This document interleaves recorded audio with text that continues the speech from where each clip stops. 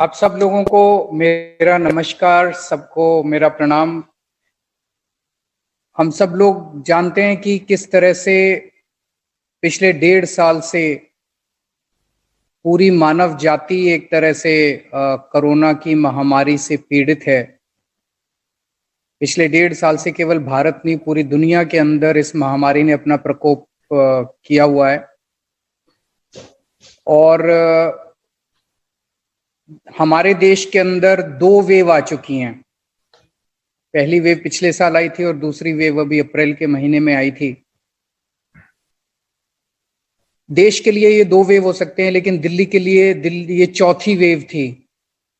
पिछले साल जून के महीने में पहली वेव आई, फिर सितंबर में दूसरी वेव आई, फिर नवंबर में तीसरी वेव आई और अब चौथी वेव आई। लेकिन ये जो चौथी वेव थी दिल्ली की, ये बहुत ज्यादा बहुत सीवियर थी दोनों तरह से। एक तो बहुत वाइड स्प्रेड थी, बहुत ज्यादा लोग इससे प्रभावित हुए।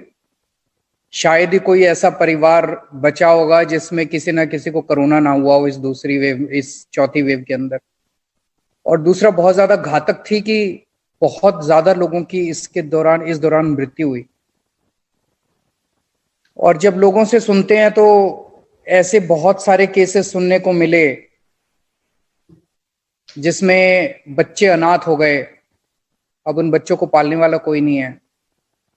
जिसमें परिवार का जो कमाने वाला सदस्य था उनकी मृत्यु हो गई, अब घर चलाने वाला कोई नहीं है।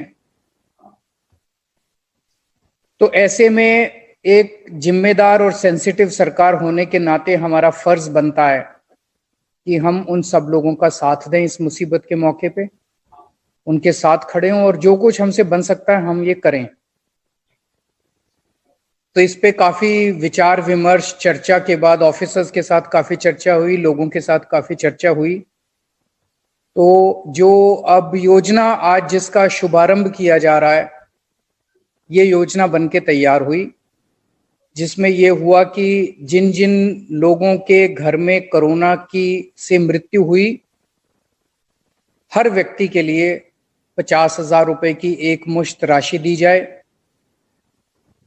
उसमें और कुछ नहीं पूछा जाएगा, बस कि कोरोना से मृत्यु हुई तो उनको 50,000 रुपए की राशि दी जाए।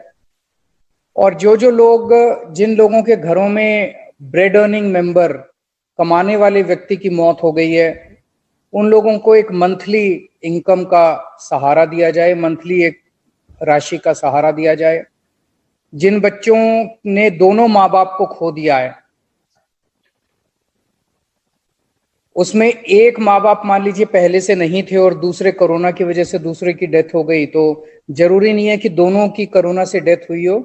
एक की भी अगर कोरोना से डेथ हो गई और बच्चा अनाथ हो गया, तो उन सभी बच्चों को हर महीने 25 साल की उम्र तक के लिए एक मुश्त 2,500 रुपए हर बच्चे को दिए जाने का प्रावधान है।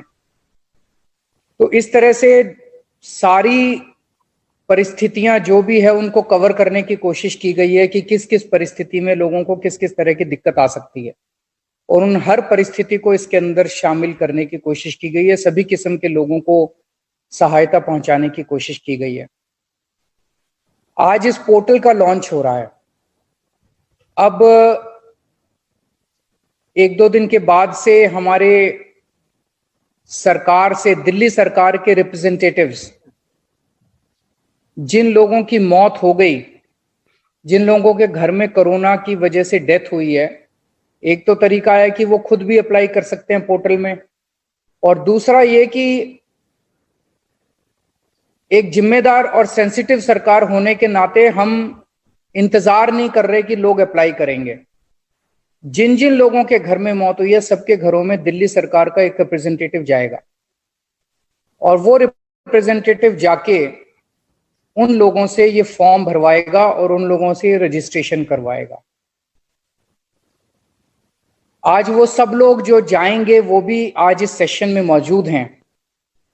आज मैं उन लोगों से स्पेशली कहना चाहता हूं कि जब आप उनके घरों में जाएंगे,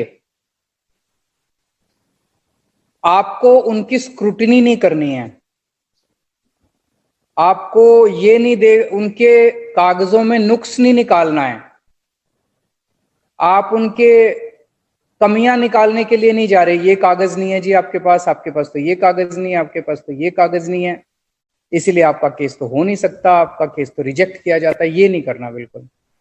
हम वहां पे उनका काम करने जा रहे हैं उनके घर में, तो कुछ भी करके आपको ये करना है। जैसे मैंने बताया भी, कोरोना से अगर मौत हो गई, अब अगर कोरोना की वजह से डेथ हो गई तो उनको ये मुआवजा मिलना चाहिए। अगर उनके घर में किसी कागज की कमी है तो वो कागज बनवाने की जिम्मेदारी आपकी है, वो कागज बनवाने की जिम्मेदारी मेरी है, वो कागज बनवाने की जिम्मेदारी दिल्ली सरकार की है। वो सब आप नोट करके लाओगे। हम पूरी तरह से उस परिवार की मदद करेंगे, वो सारे कागज भी बनवाएंगे, रजिस्ट्रेशन भी करवाएंगे, फॉर्म भी भरवाएंगे और उनके घर में चेक भी पहुंचाएंगे। ये सारी जिम्मेदारी हमारी है। हमें उनके घर में जाके उनका काम करवाना है। हमें ये देखना है कि कैसे हम उन तक ये राशि पहुंचा सकें। हमें ये नहीं देखना है कि उनके कागजों में कमी क्या है। कमी बिल्कुल मत निकालना, वो ऑलरेडी बहुत दुखी परिवार हैं।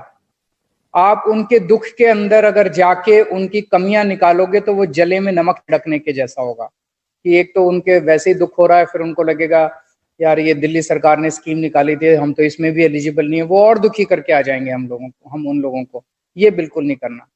आप उनके जाके बोलना, उनके घर में जाना, पहले सांत्वना देना उनको, उनके साथ बैठ के उनको उनका पूरा समझने की कोशिश करना, उनके परिवार की स्थिति समझने की, उनसे एक रिश्ता बनाने की कोशिश करना। उनको बोलना दिल्ली सरकार की तरफ से आए हैं, हमें मुख्यमंत्री जी ने पर्सनली भेजा है, आपकी जो भी चिंताएं हैं, जो भी वो हैं, हम उनको सबको दूर करने की कोशिश करेंगे। उनको एक ढाढ़स बंधाने की कोशिश करनी है। दूसरी चीज, जैसा मैंने कहा कि अगर किसी के घर में कोई मौत हो गई है, कमाने वाला चला गया है, बच्चे की पढ़ाई की दिक्कत हो गई है, तो हमें ये कोशिश भी करनी है कि ज्यादा से ज्यादा जल्दी से जल्दी इसको हम कोशिश करें कि उन तक ये राशि पहुंच सके। क्योंकि ज्यादा डिले करेंगे तो उनको ख्याल रखने वाला कोई नहीं है, उनके पास उनका कोई नहीं है। अगर बच्चे अनाथ हो गए हैं तो उनकी शिक्षा के ऊपर तुरंत एक तलवार लटक गई है, तो उनको कौन उनकी शिक्षा की जिम्मेदारी लेगा। तो हमें ये भी कोशिश करनी है कि इसको जल्दी से जल्दी और उन तक राशि ये पहुंचाई जाए। मुझे बेहद खुशी है कि हम लोगों ने इतने कम समय के अंदर ये आज स्कीम लॉन्च कर दी है, और अब कोशिश हम सब मिलके करेंगे कि उन सब परिवारों को मैं हमेशा कहता हूं कि दिल्ली के 2 करोड़ लोग हमारे एक परिवार की तरह हैं, और परिवार के लोगों को जिसको भी ये दिक्कत हुई है, उन सब लोगों को हम मदद करने की कोशिश करें। नमस्कार।